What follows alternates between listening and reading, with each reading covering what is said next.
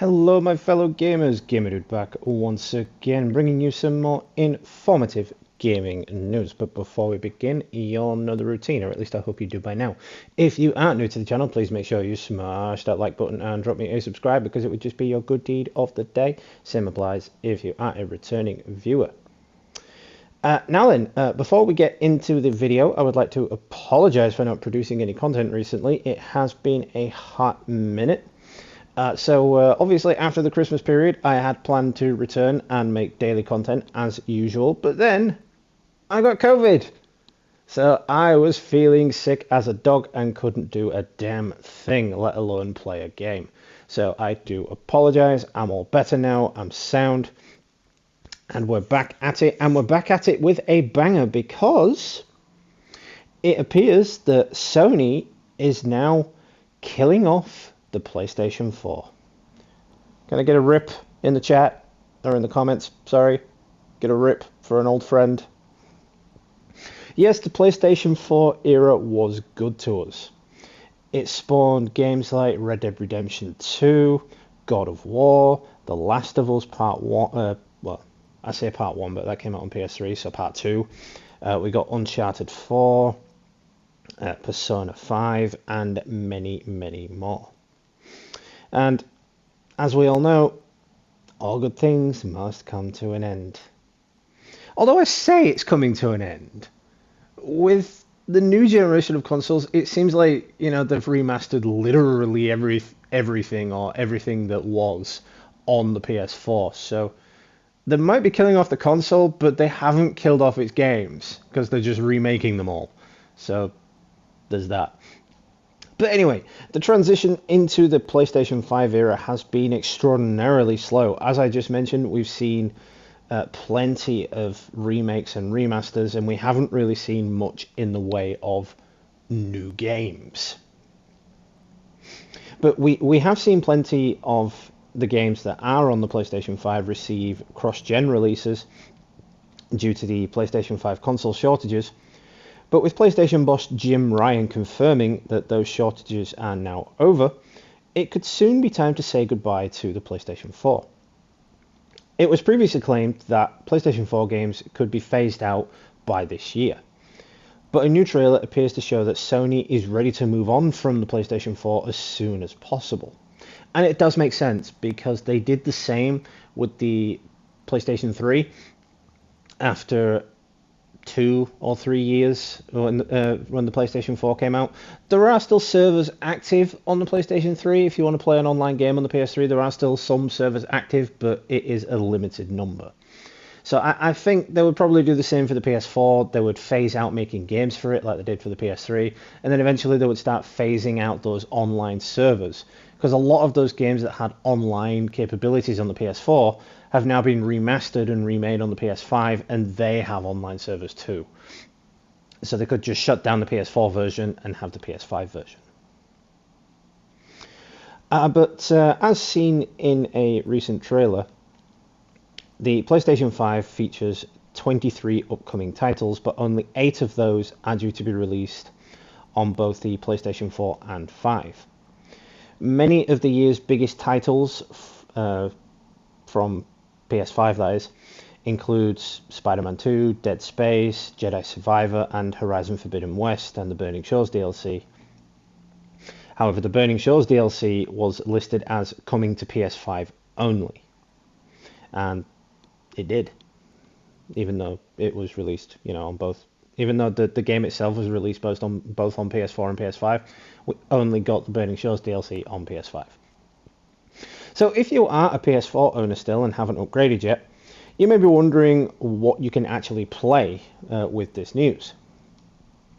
Now, a recent trailer emerged that teased Assassin's Creed Mirage, Resident Evil 4, Street Fighter 6, Destiny 2 Lightfalls, Eternal Nights, Season A, Letter to the Future, and Hogwarts Legacy would all be making their way to the console.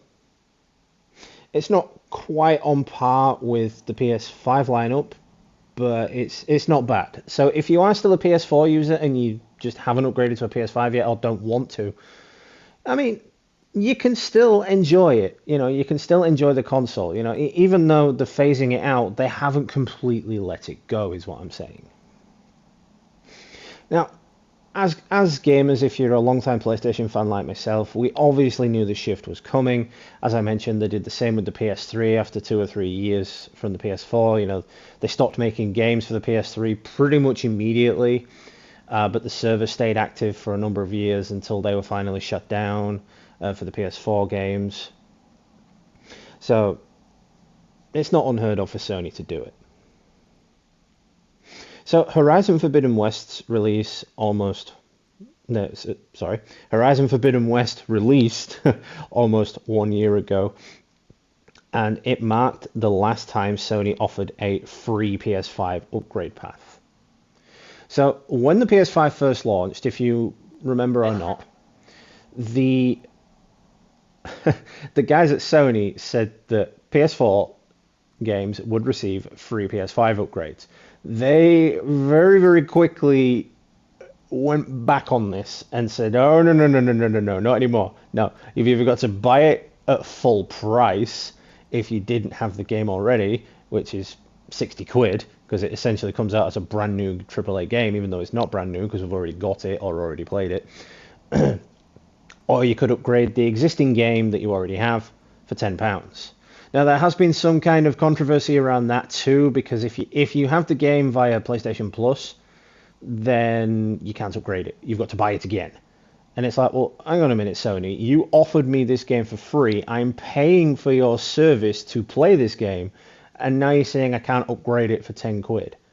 Why not? You're still getting money out of me. You're getting the money for the PlayStation Plus, which lets me play the game you gave me for free, and now you're not going to let me pay the 10 quid to upgrade it for the game that you gave me for free. There's been a lot of controversy around it. It doesn't make a whole lot of sense, and Sony are just at this point looking to earn money. The slogan "for the players" no longer applies. I've said this before. It's just now for the money. But yeah, it seems like after God of War Ragnarok came out, that's when the £10 upgrade fee came into play.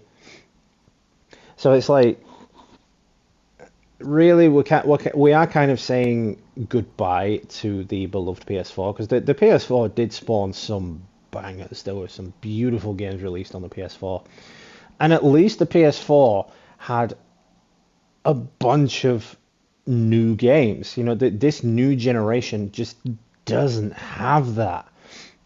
This new generation, it's all remasters, it's all remakes.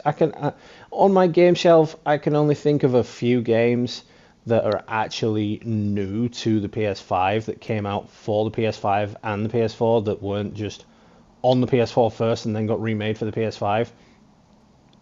So it's a bad case of, what were they thinking with this generation? Did they jump the gun on releasing it, and they had, developers were overwhelmed and they had no ideas going, so they just started to remake and remaster everything, and that became a trend, so that's what they're still doing? I don't know. But let me know down in the comments what you guys think, because this was literally all I could find on this. Do you think it's about time the PS4 was let go? Do you think it's still got a hell of a lot of life left in it?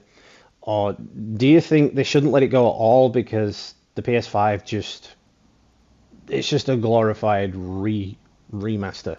It's just a glorified rePlayStation, basically. So yeah, that's it then. So I want to thank you all for stopping by. I really do appreciate it. Once again, apologies for the lack of content. But if you do enjoy my videos, please make sure you smash that like button and drop me a subscribe, because it would just be your good deed of the day. Same applies if you are a returning viewer. Make sure you hit the notifications tab as well, so you don't miss any content from yours truly. All my videos are in playlists for your convenience as well, if you want to check out some of my older content. So that being said then, this has been Gamer Dude. Happy gaming, and I will catch you all in the next one, guys.